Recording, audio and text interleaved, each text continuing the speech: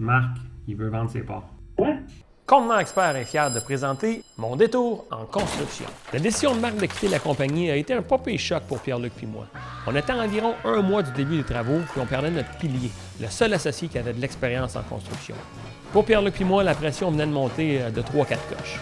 Sans être prêt à avoir cette responsabilité-là, je devenais le chef de chantier, l'ultime responsable du projet. Le gars ben trop motivé, mais qui avait zéro expérience en construction. Mon premier dossier en tant que chargé de projet, c'était de trouver notre contracteur qui allait couler notre dalle de béton. Puis j'ai rapidement appris que dans ce milieu-là, il faut toujours que tu aies l'air de savoir de quoi tu parles. Mais la vraie vérité, c'est que je connaissais rien de chez rien à rien de ce que c'est qu'une fondation.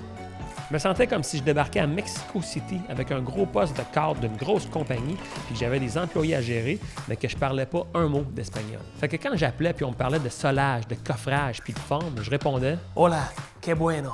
Puis quand on me demandait si mon solage était une foutine ou une dalle autoportante, j'étais comme « Claro que si ».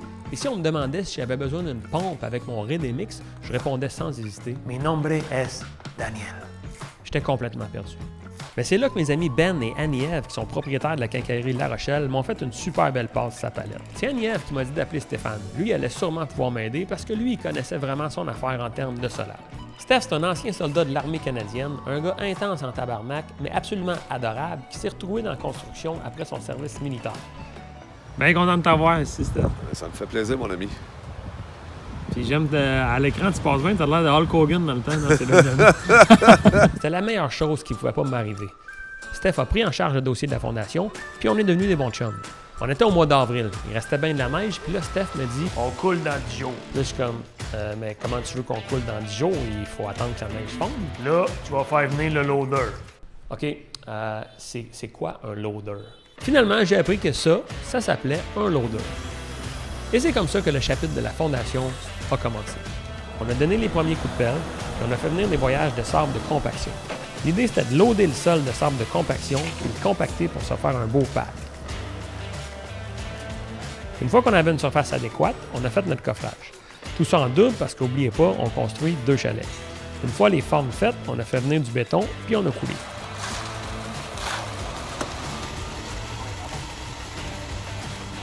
Premier bon feeling gratifiant quand le lendemain tu viens voir le béton sécher et tu réalises que c'est parti.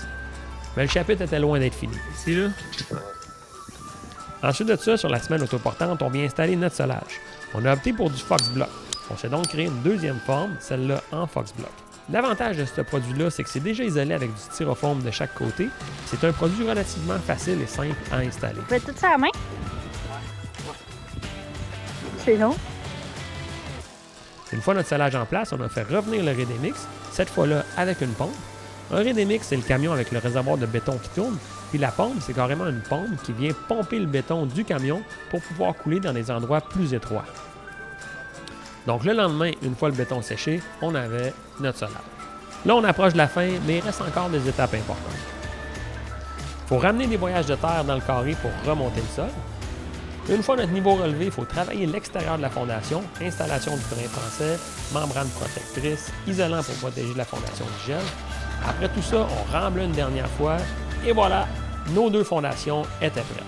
Toute l'opération a duré plus ou moins un mois avec les délais d'attente pour le béton, les aléas de la météo, etc. Donc fin mai, on était prêts à passer à l'étape suivante.